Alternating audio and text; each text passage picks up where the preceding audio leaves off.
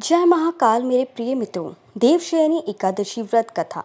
धर्मराज युधिष्ठिर ने कहा, हे केशव, आषाढ़ शुक्ल एकादशी का क्या नाम है? इस व्रत के करने की विधि क्या है और किस देवता का पूजन किया जाता है?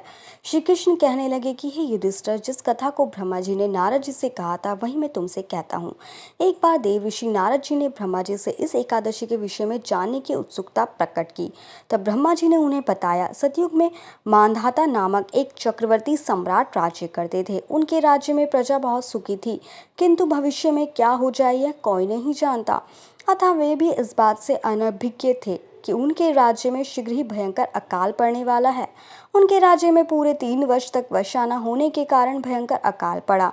इस अकाल से चारों ओर त्राही त्राही मच गई। धर्मपक्ष के यज्ञ, हवन, पिंडदान, कथा, व्रत आदि में कमी हो गई। जब मुसीबत पड़ी तो धार्मिक कार्यों में प्राणी की रुचि कहाँ रह जाती है।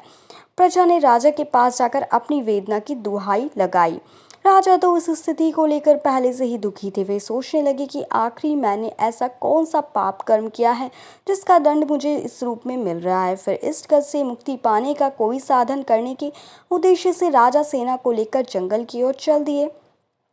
वहां विचरण करते करते एक दिन वे ब्रह्मा जी के पुत्र अंगिरा ऋषि के आश्रम में पहुंचे और उसे साष्टांग प्रणाम किया। ऋषिवर ने आश्चर्य उपरांत कुशल क्षेम पूछा। फिर जंगल में विचरने व अपने आश्रम में आने का प्रयोजन जानना चाहा। तब राजा ने हाथ जोड़कर कहा, महात्मय, सभी प्रकार से धर्म का पालन करता हुआ भी मैं अपने राज्य में दुर्भिक्षा का दृश्य देख रहा हूँ। आखिर किस कारण से ऐसा हो रहा है?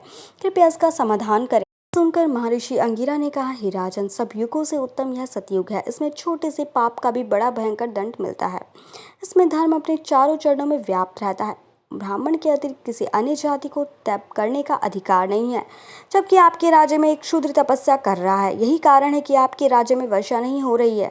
जब तक वह काल को प्राप्त नहीं होगा तब तक वह दुर्भिक्ष शांत नहीं होगा। दुर्भिक्ष की शांति उसे मारने से ही संभव है। किंतु राजा का हृदय एक निरपराध शूद्र तपस्वी का शमन करने को तैयार नहीं हुआ। उन्होंने कहा, हे देव, मैं उस निरपराध को मार दूं, यह बात मेरा मन स्वीकार नहीं कर रहा है। कृपया करके आप कोई और उपाय बताएं। महर्षि अंगिरा ने बताया, आषाढ़ माह के शुक्ल पक्ष की एकादशी का व्रत करें। इस व्रत के प्रभाव से अवश्य ही वर्षा होगी। राजा अपने राज्य की राजधानी लौट आए और चारों वर्णों सहित पद्मा एकादशी का विधि पूर्वक व्रत किया। व्रत के प्रभाव से उनके राज्य में मूसलाधार वर्षा हुई और पूरा राज्य धन धान्य से परिपूर्ण हो गया। ब्रह्म वैवर्त पुराण में देवशयनी एकादशी के विशेष महत्व का वर्णन किया गया है। इस व्रत से प्राणी की समस्त मनोकामनाएं पूर्ण होती है। जय महाकाल मेरे प्रिय मित्रों। मेरे चैनल वास्तु टिप्स को लाइक सब्सक्राइब करना बिल्कुल ना